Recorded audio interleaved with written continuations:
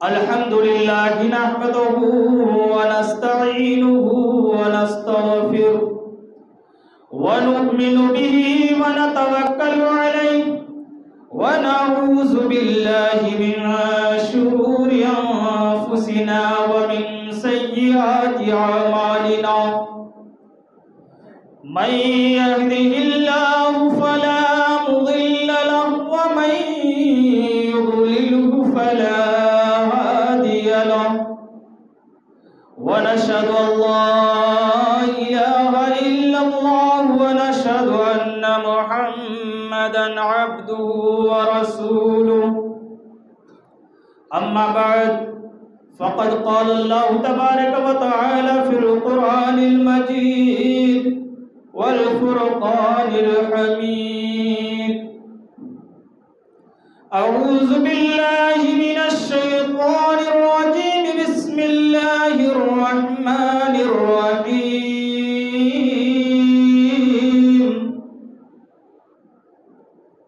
ولا تقولوا لمن يقتل في سبيل الله أموات بل أحياء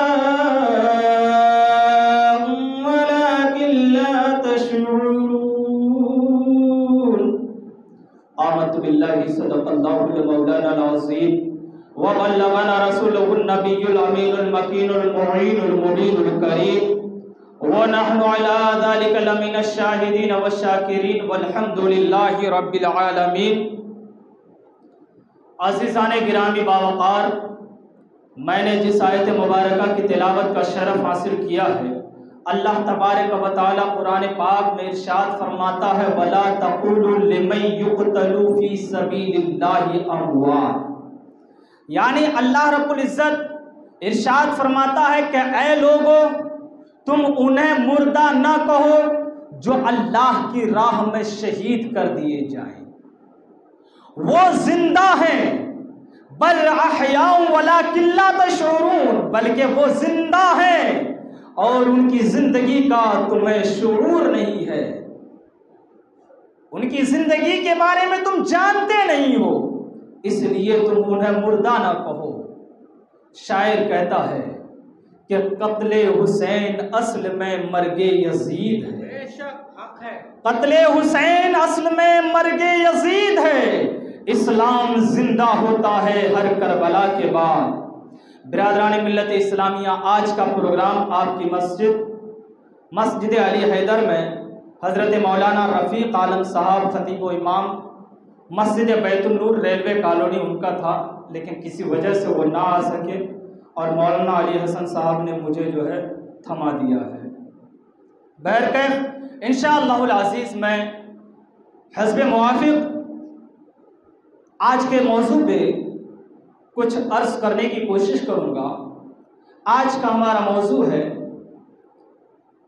حضرت سیدنا امام مسلم بن عقیل رضی اللہ تعالیٰ عنہ کی شہادت اور فرزندان امام مسلم بن عقیل رضی اللہ تعالیٰ عنہما کی شہادت اور فرزندان امام مسلم بن عقیل رضی اللہ تعالیٰ عنہما اجمعین کے قاتل کا انجام، یہ آج کا موضوع ہے۔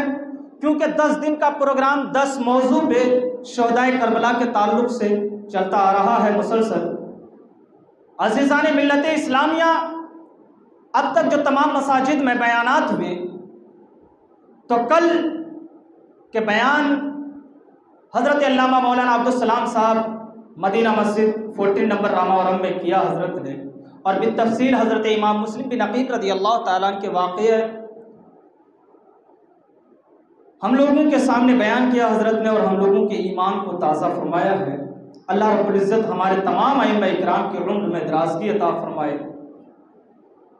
حضرت امام مسلم بن عقیل رضی اللہ تعالیٰ عنہ یہ حضرت سیدنا امام علی مقام سید الشہداء امام حسین رضی اللہ تعالیٰ عنہ کے چچا زاد بھائی ہیں۔ جب حضرت امام علی مقام مدینہ منورہ کو چھوڑ کر مکہ المکرمہ گئے اور وہاں کوفہ والوں نے خط بھیجا اپنی جگہ پر امام نے اپنے چچا زاد بھائی حضرت امام مسلم بن عقیل رضی اللہ تعالیٰ عنہ کو کوفہ کی سرزمین پر بھیجا اور کہا کہ تم وہاں جانے کے بعد اگر دیکھنا کہ حالات وہاں کے اگر سازگار ہیں تو تم مجھے وہاں سے خط بھیجنا، میں آ جاؤں گا۔ عزیزان ملت اسلامیہ، وقت کافی ہو چکا ہے، القصہ مختصر سنتے چلیے۔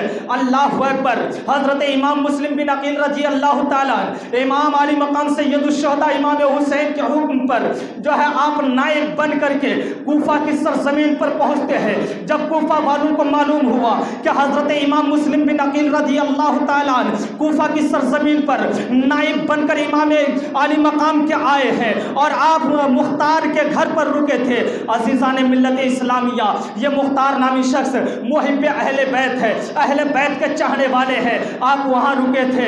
جب کوفہ والوں کو معلوم ہوا تو کوفہ والے چوک در چوک امام مسلم بن عقیل رضی اللہ تعالیٰ عنہ کے پاس آتے رہے اور بیعت حاصل کرتے رہے۔ امام علی مقام سید الشہداء امام حسین کے نام پر امام مسلم بن عقیل رضی اللہ تعالیٰ عنہ کے ہاتھ پر بیعت لے اور اپنا تن من دھن، جان و مال، عزت و آبرو قربان کرنے کے لیے امام پر تیار ہو گیا۔ عزیزان ملت اسلامیہ، دیکھتے ہی دیکھتے کئی روز میں ہزاروں کی تعداد میں کوفیوں نے امام مسلم بن عقیل کے ہاتھ پر امام کے نام پر بیعت کر لی۔ جب امام مسلم بن عقیل نے کوفہ والوں کی عقیدت مندی کو دیکھا تو فوراً امام مسلم نے خط لکھا اور امام علی مقام کو مطلع کیا کہ کوفہ والے عقیدت مند ہیں، آپ کے چاہنے والے ہیں، آپ کے جانثار ہیں، آپ پر جان قربان کرنے کے لیے تیار ہیں۔ اے امام، اب ان لوگوں کو امام برحق کی ضرورت ہے۔ اے امام، آپ مکہ المکرمہ سے فوراً کوفہ کی سرزمین پر تشریف لائے۔ اللہ اکبر۔ ادھر امام مسلم بن عقیل رضی اللہ تعالیٰ امام علی مقام کو خط لکھتے ہیں۔ معاملہ یہ ہوتا ہے کہ جو ہے حضرت امام علی مقام رضی اللہ تعالیٰ عنہ کے نام پر جو بیعت امام مسلم لے رہے تھے، جب جو ہے یزیدیوں کو پتا چلا، یزید کا ایک قاصد کوفہ کی سرزمین پر تھا اور پھر جو ہے یزید کو خط لکھا کہ امام مسلم بن عقیل حضرت امام علی مقام کے نام پر بیعت لے رہے ہیں، ہزاروں لوگ امام علی مقام کے نام پر امام مسلم کے ہاتھ پر بیعت کر چکے ہیں، اگر معاملہ ایسا ہی رہا تو قابو پانا مشکل ہو جائے گا، لہٰذا جلدی کیجئے کہ نعمان بن بشیر اس وقت کوفہ کا گورنر تھا، نعمان بن بشیر کو فوراً معزول کیا جائے اور ان کی جگہ پر کسی اور کو گورنر مسلط کیا جائے۔ اس وقت جو ہے بصرہ کا گورنر سعد بن عبید اللہ بن زیاد تھا۔ یہ عبید اللہ بن زیاد اس وقت جو ہے معزول ہونے والا تھا اور اس کو جو ہے معزول کیا جا رہا تھا، لیکن انعام میں یزید پلیگ جو ہے عبید اللہ بن زیاد کو لیٹر دیتا ہے کہ تم فوراً بصرہ کی سلطنت کے ساتھ ساتھ تمہیں جو ہے کوفہ کی سلطنت بھی عطا کی جا رہی ہے، لہٰذا تم بصرہ میں اپنے بھائی کو سلطنت پر بیٹھا کر کے گورنر بنا کر کے تم فوراً جو ہے کوفہ چلے جاؤ اور نعمان بن بشیر کو وہاں سے معزول کر دو۔ اور اس نے خط میں یہ لکھا تھا کہ نعمان بن بشیر نے امام مسلم کے نام پر ابھی تک کوئی ایکشن نہیں لیا ہے، ابھی تک ان سے جو ہے کچھ بھی معاہدہ نہیں کیا ہے، کچھ بھی بات چیت کرنے کو تیار نہیں ہے۔ نعمان بن بشیر شاید وہ کمزور پڑ چکے ہیں، اس لیے کچھ بات نہیں کر رہے ہیں، روک نہیں رہے ہیں بیعت کرنے پر۔ اگر معاملہ ایسا ہی رہا تو کوفہ کی سلطنت آپ کے ہاتھ سے چلی جائے گی، کوفہ کی حکمرانی آپ کے ہاتھ سے چلی جائے گی۔ فوراً عبید اللہ بن زیاد کو جو ہے وہاں سے بصرہ سے جو ہے کوفہ بھیجا جاتا ہے، اور یہ بہت بڑا مکار شخص تھا۔ یہ عبید اللہ بن زیاد یہ بہت بڑا مکار شخص تھا۔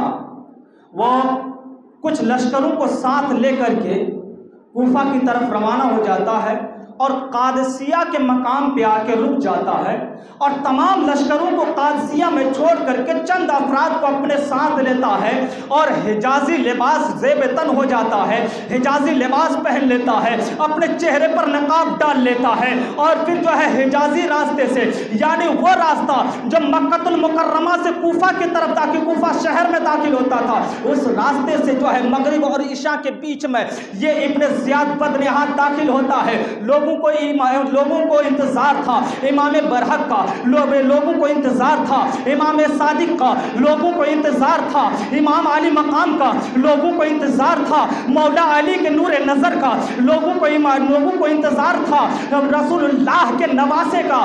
اللہ اکبر۔ یہ ابن زیاد بدنہاد جب حجازی لباس پہن کر حجازی راستے سے مغرب اور عشاء کے درمیان میں کوفہ شہر کے اندر داخل ہوتا ہے، لوگ लोगों को मालूम पड़ा कि इमाम अली मकाम आ गए हैं, अहलन व सहलन मरहबा की सदाएं लगाने लगे, तकबीर बुलंद करने लगे, अल्लाह अकबर। अज़ीज़ान मिल्लत इस्लामिया, ये इब्ने ज़ियाद बदनिहात कुछ बोलता नहीं है, आवाज़ बुलंद हो रही है कूफा शहर में, लोग अपने घरों से बाहर आ रहे हैं, इस्तिक़बाल के लिए खड़े हो जाते हैं। ये इब्ने ज़ियाद जो है अपने मकरो फ़रेब में घोड़े पर सवार है और लोगों की तरफ गौर कर रहा है कि इस महफिल में कौन कौन है, कौन कौन नारे लगा रहे हैं, कौन कौन जो है हुसैन इब्ने अली के चाहने वाले हैं। अज़ीज़ान मिल्लत इस्लामिया, आखिरकार मामला यह हुआ कि लोग जब बिल्कुल ज़म्मे गफ़ीर लोगों जब ठाठे मारते थे, इमाम के नाम पर जो है इब्ने ज़ियाद के सामने खड़े हो गए और गवर्नर हाउस तक जाना मुश्किल हो गया, तो फौरन जो है उबैदुल्लाह बिन ज़ियाद का एक शख्स जो है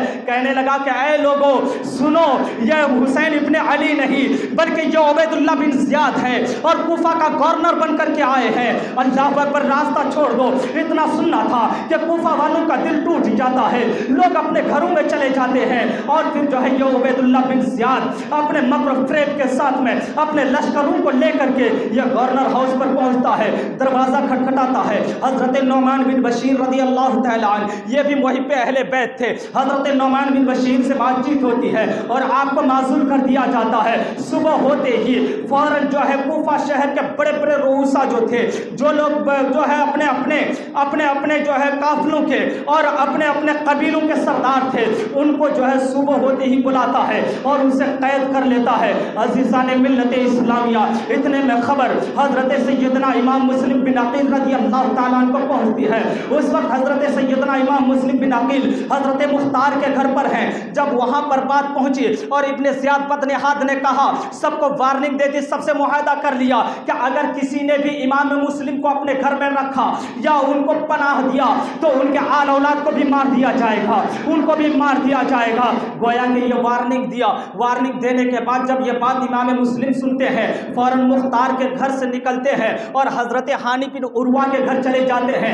यह हज़रत हानी बिन उरवा यह जो है मुहिब अहले बैत है। अल्लाह अकबर। हज़रत हानी बिन उरवा के घर जैसे ही पहुँचते हैं, हज़रत हानी बिन उरवा एक मखसूस कमरे में हज़रत इमाम मुस्लिम बिन अकील रज़ी अल्लाह तआला अन्हु को रख देते हैं। वहाँ पर जो है मुअतमद शख्स जिन पर एतमाद किया जाए, भरोसेमंद लोग ही इमाम मुस्लिम बिन अकील से मुलाकात के लिए आते थे। जब यजीद इब्ने उबैदुल्लाह बिन ज़ियाद ने ऐलान किया और इनाम व इकरामात का ऐलान किया, जब पता न चल सका तो आखिरकार शामी गुलाम को उबैदुल्लाह बिन ज़ियाद ने 3000 दिरहम दे करके जो है इमाम मुस्लिम का पता लगाने के लिए भेजा।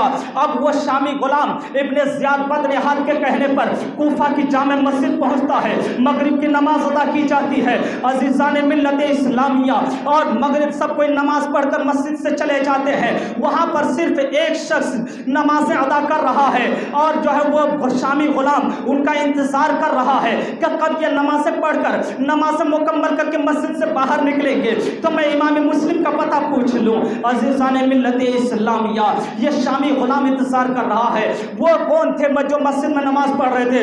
वो हज़रत मुस्लिम बिन औसजा असदी रज़ी अल्लाह तआला अन्हु थे। ये मुहिब अहले बैत थे। उनसे मुलाकात हुई, सलाम दुआ हुई। उसके बाद वो शामी गुलाम ने कहा कि मैं जो है मैं शाम से आया हूँ, मुल्क शाम से आया हूँ और मैंने ये सुना है कि एक जो है नबी के घराने वाले, एक जो है नबी के घराने वाले एक बुजुर्ग जो है मक्का कूफा में आया है। क्या आप जानते हैं कि वो कहाँ है? उन्होंने कहा कि इतने लोग मस्जिद में आए थे लेकिन किसी से न पूछा, मुझसे क्यों पूछा? तो उसने कहा कि मुझे आप पर जो है भरोसा लगा, आपके चेहरे पे मैंने जब देखा तो मैंने ये देखा कि आप भी मुहिब अहले बैत हैं। अज़ीज़ान मिल्लत इस्लामिया, हज़रत मुस्लिम बिन असदी रज़ी अल्लाह तआला ने उनके मकरूह फ़रेब को समझ न सका और फौरन कहा कि हाँ, मैं भी तुम्हारा भाई हूँ, मैं भी मुहिब अहले बैत हूँ। अज़ीज़ान मिल्लत इस्लामिया, मुस्लिम बिन औसजा रज़ी अल्लाह तआला अन्हु जो है उस शामी गुलाम के फ़रेब में आकर के